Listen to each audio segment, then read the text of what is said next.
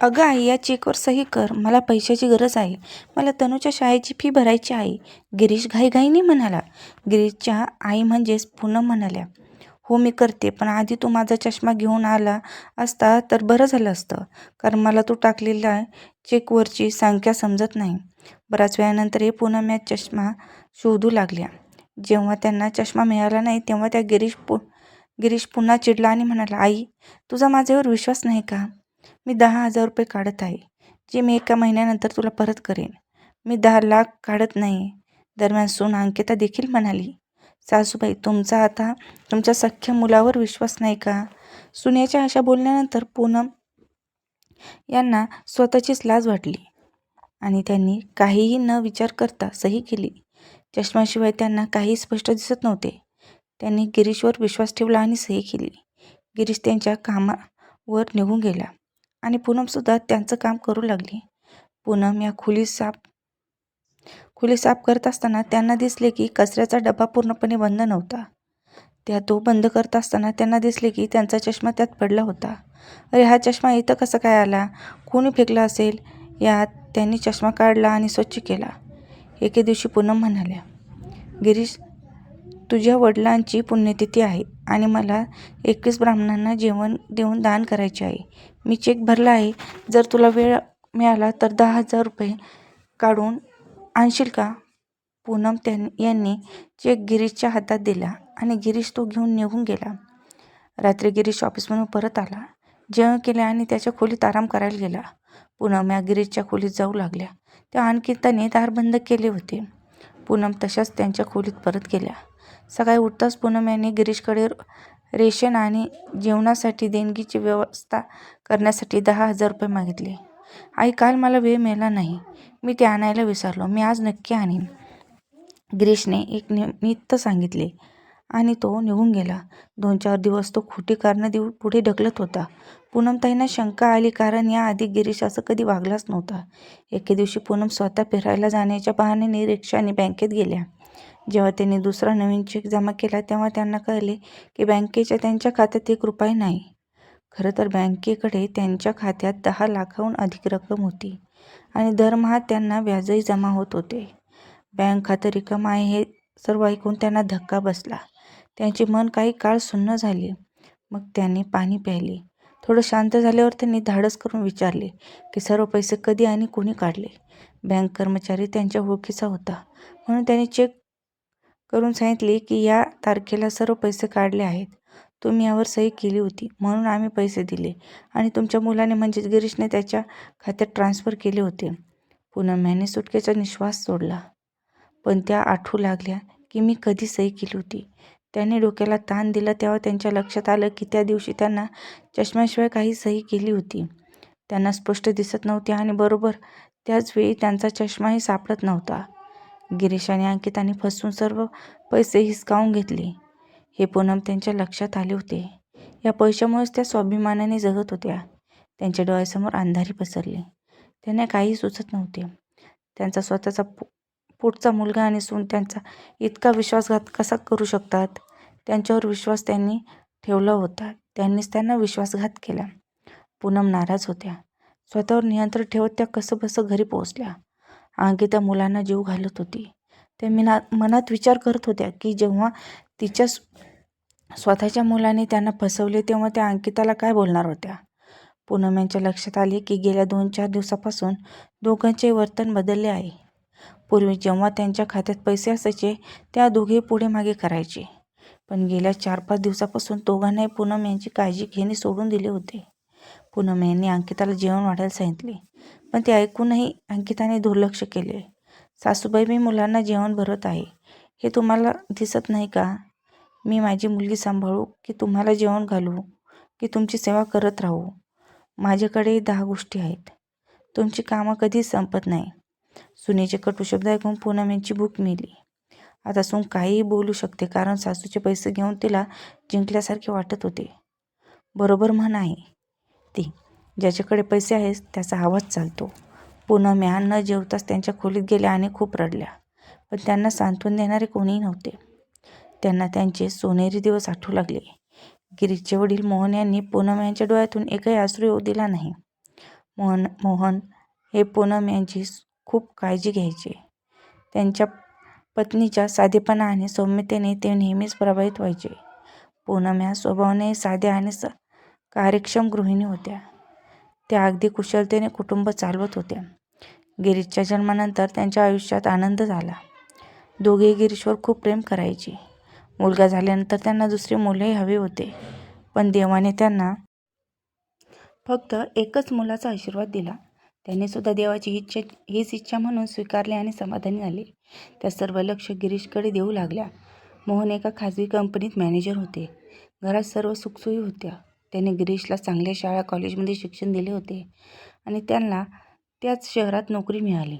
पूनम आनंदी होत्या आणि त्यांच्या मुलाला नोकरीसाठी बाहेर जावे लागणार नाही. नेहमीच त्यांच्यासोबत त्याच घरात राहतील, त्यामुळे त्यांना म्हातारपणाची चिंता नव्हती. गिरीश यांच्या नोकरीमध्ये खुश होता. त्याने काम करायला सुरुवात करून 2-3 वर्ष झाली होती. आता पूनम त्यांच्या लग्नाचे स्वप्न पाहत होती. त्यांना वाटलं होतं की त्या मुलासाठी हिऱ्यासारखी मुलगी निवडतील, पण त्यांची इच्छा अपुरीच राहिली. गिरीशला त्याची कॉलेजची वर्गमैत्रीण अंकिता आवडली. त्यांच्या मुलाच्या आनंदासाठी पूनम आणि मोहन दोघेही तयार झाले. मोठ्या उत्साहात त्यांचे लग्न झाले. पण अंकिता खूप महत्त्वाकांक्षी मुलगी होती. तिचे स्वप्न खूप मोठे होते. तिला घरातले सर्व काही उच्च दर्जाचे आणि ब्रँडेड हवे होते. तिला तिच्या मित्रांमध्ये तिचा दर्जा टिकवून ठेवायचा होता. तिच्या इच्छा आणि स्वप्नांना मर्यादा नव्हती. गिरीशही तिला आनंदी ठेवण्यात व्यस्त होता. पूनम आणि मोहन यांच्या मुलामध्ये झालेला बदल पाहत होते, पण त्यांनी गिरीशला काहीही सांगितले नाही. त्यांना वाटले की दोघेही आनंदी राहावे आणि घरात कोणताही संघर्ष होऊ नये. अंकिता आणि गिरीश यांना एक मुलगी होती. तिला आजी आजोबा खूप प्रेमाने वाढत होते. अंकिताच्या मागण्या अजूनही कमी झाल्या नव्हत्या. कधी चित्रपटाला जाणे, कधी मॉलमधून खरेदी करणे हा तिच्या दैनंदिन दिनक्रमाचा भाग होता. तिला फक्त स्वतःवर खर्च करायला आवडत असे. तिच्या सासरच्यांना किती तिचा खर्च परवडणारा नव्हता. तिचा हा दृष्टिकोन पाहून मोहन लवकरच सावध झाले. जेव्हा त्यांना त्यांचे निवृत्तीचे पैसे मिळाले, तेव्हा त्यांनी पूनम यांच्या नावाने एक खाते उघडले आणि त्या खात्यात पैसे जमा केले. जे त्या कंपनीत काम करत होते, ती एक खाजगी कंपनी असल्याने त्यांना पेन्शन मिळणार नव्हती. कदाचित त्यांनी आधीच त्यांच्या भविष्याचा विचार केला असेल. काही दिवसांनी अचानक हृदयविकाराच्या झटक्याने त्यांचे निधन झाले. पूनम यांना हा धक्का सहन झाला नाही. मोठ्या कष्टाने त्या सामान्य झाल्या, पण त्या पतीच्या आठवणी विसरू शकल्या नाही.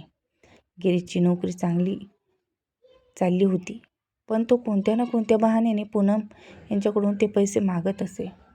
त्याला वाटले तेव्हा तो अप्रत्यक्षपणे दरमहा त्याच्या खर्चासाठी 10,000 रुपये घेतो. कधी फीच्या बहाणे, कधी राशन, तर कधी औषधाच्या बहाण्याने, आणि ते कधीच परत करत नसे. यामागे अंकिता होती. म्हणूनच त्या मुलांची असहाय्यता समजून गप्प राहायच्या. पण आज गिरीशने सर्व मर्यादा ओलांडल्या होत्या. गिरीशने फसवणूक करून सर्व पैसे घेतले होते. संध्याकाळी गिरीश ऑफिसमधून परत आला. जेवण झाल्यावर पूनम गिरीशला म्हणाल्या, माझ्या खात्यातून असे 10 लाख रुपये चोरण्याची काय गरज होती? तू मला असे विचारू शकला असला. मला फसवायची तुला लाज वाटली नाही का? माझ्यानंतर ते पैसे तुझ्याकडेच राहिले असते. मी ते माझ्यासोबत नेले नसते. स्वतःच्या आईला असे फसवणे चांगले नाही. आई, तू माझ्यावर खोटे आरोप करत आहे. मी तुझ्या बँक खात्यातून पैसे का काढू? गिरीश नजर खाली करून बोलत होता. पूनम म्हणाल्या, तू खरे बोलत आहेस तर मग तू नजरेला नजर मिळवून बोलू शकत नाहीस का? जर तू प्रामाणिकपणे खरं बोलला असता तर तू माझ्या नजरेत नजर मिळवू शकला असता. आणि हो, मी स्वतः आज बँकेत गेले होते. तिथे बसलेल्या कुलकर्णी यांनी मला सर्व काही सांगितले आहे. आता सत्य माझ्याकडून लपलेले नाही.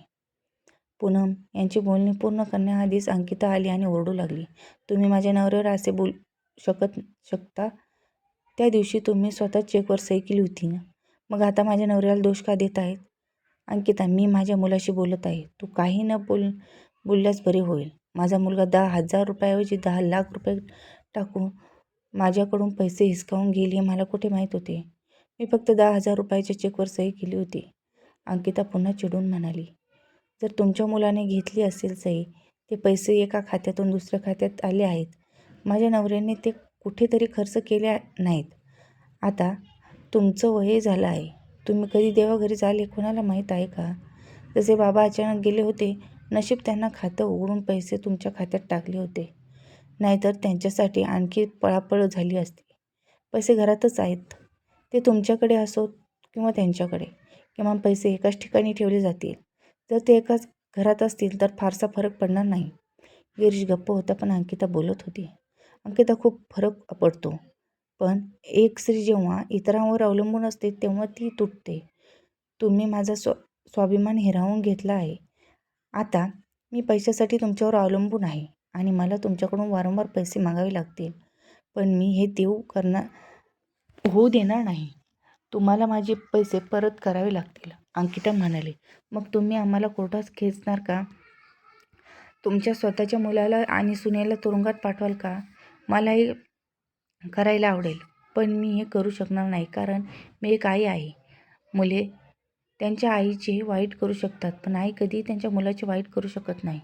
पण तुम्हाला ते पैसे परत करावेच लागतील, असे म्हणत पूनम त्याच्या खोलीत गेले आणि दार बंद केले. त्यांना काय करावे आणि काय करू नये समजत नव्हते. मग त्यांच्या मनात एक कल्पना आली. त्यांनी कपाट उघडले आणि घराची कागदपत्रे शोधली. त्यांनी घर खरेदी विक्री करणाऱ्या दलालाला फोन लावला. घरात 5 दिवस शांतता होती. गिरीश त्याच्या आईच्या डोळ्यात पाहू शकला नाही. एके दिवशी संध्याकाळी दारावरची बेल वाजली. दलाल आणि एक कुटुंब बाहेर उभे होते. त्यांनी घराकडे काळजीपूर्वक पाहिले. हे लोक कोण आहेत? गिरीश रागाने म्हणाला. हे आपल्या घरात आले आहेत. का आले आहेत? अरे गिरीश, ते आपले घर खरेदी करायला आले आहेत. ते 90 लाखांना विकत घेणार आहेत आपलं घर, पूनम म्हणाल्या. आम्ही हे घर विकत नाही आहोत. तुम्ही लोक बाहेर जा, गिरीश मोठ्या आवाजात म्हणाला. मग पूनम म्हणाल्या की तू त्यांना बाहेर काढणार कोण आहेस? हे घर माझ्या नावावर आहे आणि मला हे घर पैशासाठी विकायचे आहे. मला हे घर विकायचे आहे कारण मला पैशाची खूप गरज आहे. आता तुझ्या वडिलांना पेन्शनही मिळत नाही आणि माझ्या खात्यात 1 रुपयाही नाही. म्हणून मला स्वतःसाठी काहीतरी व्यवस्था करावीच लागेल. तू तुझ्या कुटुंबाला घेऊन भाड्याच्या घरात राहायला जा. मी माझ्या राहण्याची आणि जेवणाची व्यवस्था 90 लाखात कुठेही करेन. मी तुझ्या काकांशी बोलले आहे. त्यांच्या गावात आपल्याला स्वस्त घरे मिळतील आणि उर्वरित पैसे माझ्या खात्यात असतील. पूनम यांच्या गोष्टी ऐकून गिरीश आणि अंकितांना धक्का बसला. आता ते भाड्याने कुठे घर घेणार? इतके मोठे घर भाड्याने घेणं सोपे होणार नाही. दोघंही विचार करू लागले, आता काय करायचं? पूनम त्या दलाला आणि घर विकत घेणाऱ्या आलेल्या लोकांना म्हणाले की घर नीट पाहून घ्या, कारण ते वरपासून खालपर्यंत आणि आत आणि बाहेर खूप मोठे आहे. सर्वजण गेल्यानंतर गिरीश आणि अंकिताने पूनम यांची माफी मागितली. की आई, आम्ही खूप मोठी चूक केली आहे.